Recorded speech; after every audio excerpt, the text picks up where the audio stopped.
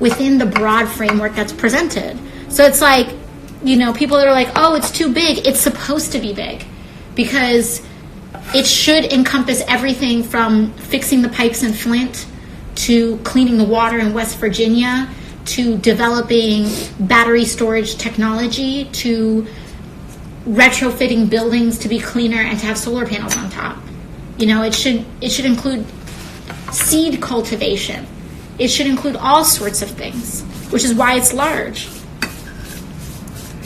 Yeah, that makes sense. Okay. I'm going to start doing this. All right, y'all. We're coming. We're getting ready. We're doing this. Oh, this is good. This is definitely good. Okay. Yeah, that's a lot. That's good. Okay.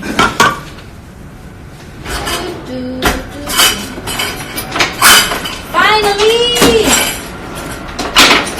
The moment has come to finally start cooking. I'm making vegetarian chile.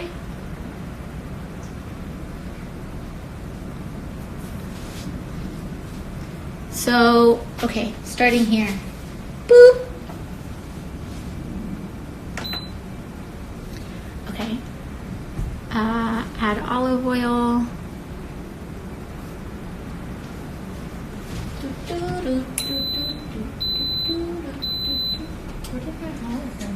What? You see, Allie texted us and she goes, put a little brown sugar in that chili.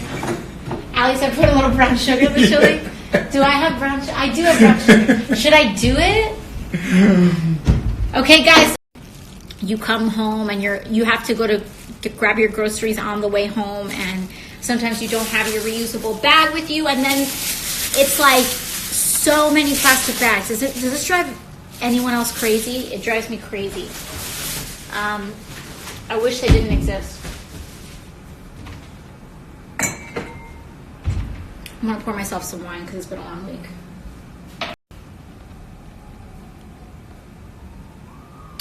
What do we got going on here?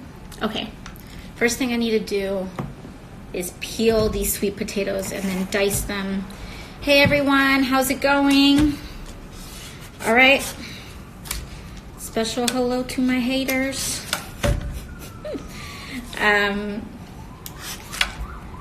It's so funny. Like today, there was this story that came out in the it gets so weird with all of this media attention because this is not a normal thing. It's really not normal, and what's really weird is that it just gets so it's so crazy. It's like people are literally. It feels to me like a hysteria, but maybe that's just because all of this stuff is about me, so it feels very overwhelming. But like today, there was this article that had come out, or yesterday, about how like does she live in the Bronx? Like we asked people at her old apartment if they'd seen her, and it's like, yeah, I live in the same neighborhood, but I had to move apartments because death threats / we needed 2 bedrooms.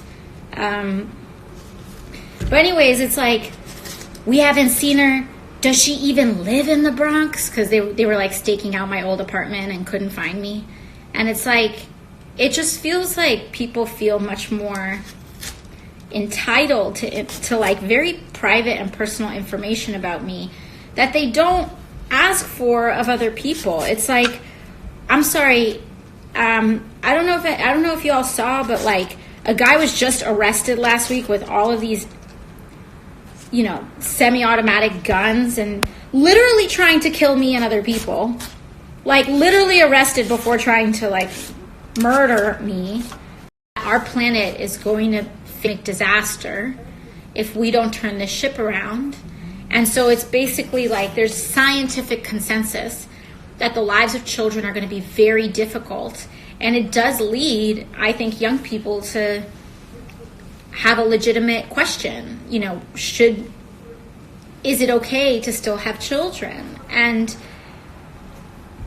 I mean, not just financially, because people are graduating with $20, $30, $100,000 worth of student loan debt, and so they can't even afford to have kids in a house, but also just this basic moral question, like, what do we do? And even if you don't have kids, there are still children here in the world, and we have a moral obligation to them, to leave a better world for them. And this idea that if we just, I've been working on this for X amount of years, it's like not good enough. Like, we need a universal sense of urgency, and people are trying to introduce watered down proposals that are frankly going to kill us. A lack of urgency is going to kill us. It doesn't matter if you agree that climate change is an important issue. At this point, it doesn't matter.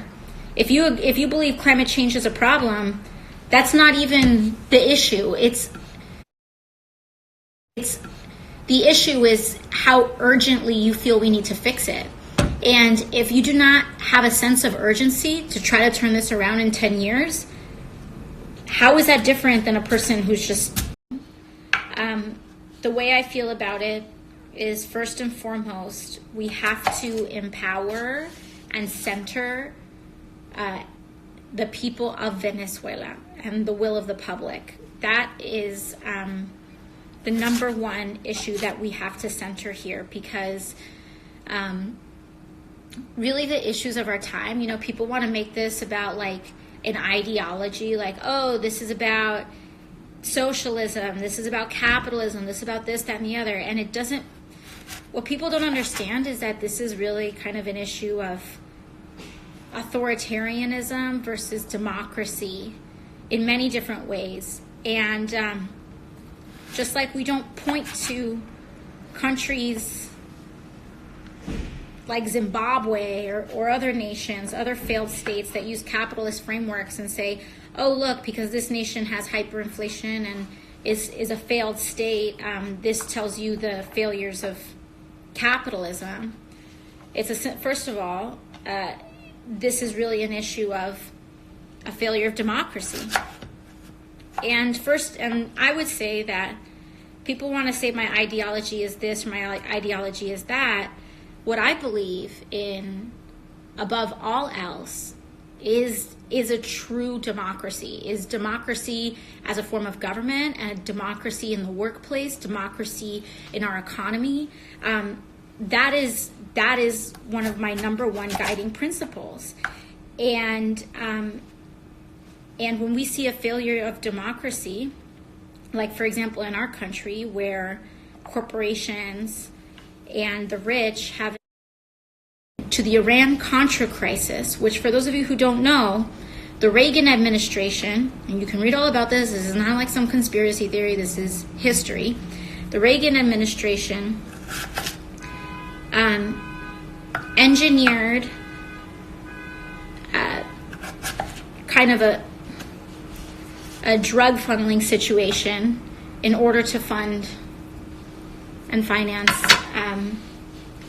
military action. And one of the officials who pled guilty to crimes is now the Trump-appointed United States envoy to Venezuela. This guy is a criminal. He is a legit criminal, pled guilty. Okay, so many sweet potato cubes. Yeah, everyone, I'm making chili. Someone said, please explain the Green New Deal. Thank you for asking. So the whole premise of the Green New Deal is that we're screwed on climate. I'm sorry to break it to you. If we do nothing, there is no hope. Period. That's just a principle across the board. If we do not act, there is no hope. The only time we can hope is when we act. But when it comes to climate in particular, we're actually screwed. There is a global threat to the planet. A global threat.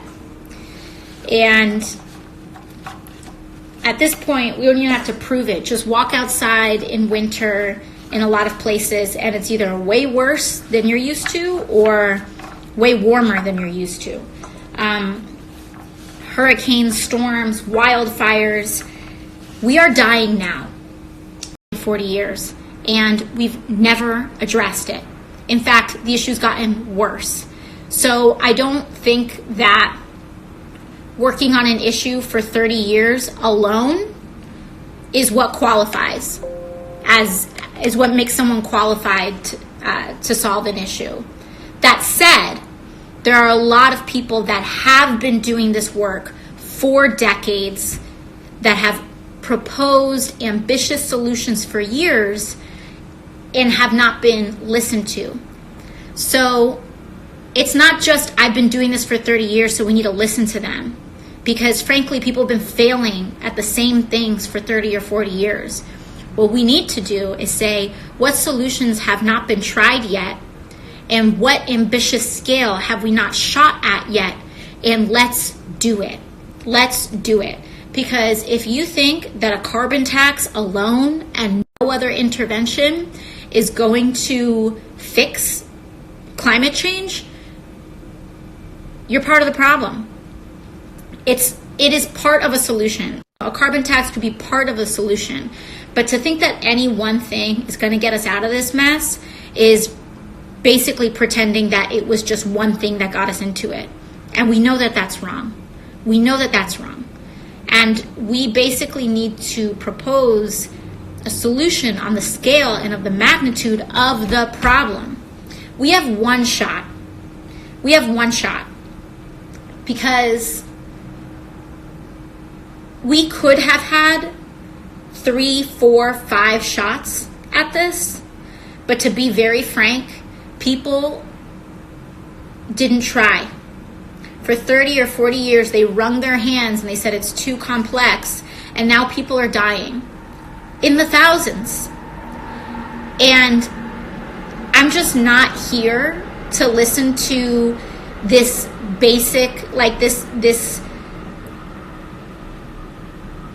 belief that is not grounded in reality, that the more I don't care. Because we need to solve this issue now. And like, if I have to pay with my career, I don't give a damn. I really don't give a damn. Because this is about more than any one of us. Period. And, like, really, that's what it's about. And the thing that's even, like, most reprehensible about the opposition to the Green New Deal is that the Green New Deal isn't even a binding bill. It's a resolution. So for those of you who aren't familiar, there are two kinds of resolutions in the House and in the Senate, or two kinds of legislation. One is a bill, and a bill passes the House, it passes the Senate, and then it goes and gets signed by the president. A resolution is a statement, and it does not pass through any one body to another. So the president doesn't even have to sign the Green New Deal. If we called a vote on the Green New Deal tomorrow or on Tuesday, when I got back to DC, and it passed, nothing would happen. Literally nothing would happen because it's a resolution. It is a statement. Be it resolved. It's us agreeing to a statement, not even any binding course of action, a statement. And it just goes to show you how opposed the oil and gas and fossil fuel industry and people who make money off of despair, off of the despair of our climate, the despair of our environment. It just goes to show you how powerful they are when we can't even pass a resolution. And there was reports that just came out. You look at the average, even among Democrats, the average Democrat who has not signed on to the Green New Deal resolution. Dinner questions, I have a question. What would Trump put in chili? Oh my God. Bologna! He would put bologna in chili. Both because I think that that's where his taste palette is developed to, and for the obvious reason. Probably putting pizza that he cut with a fork and knife.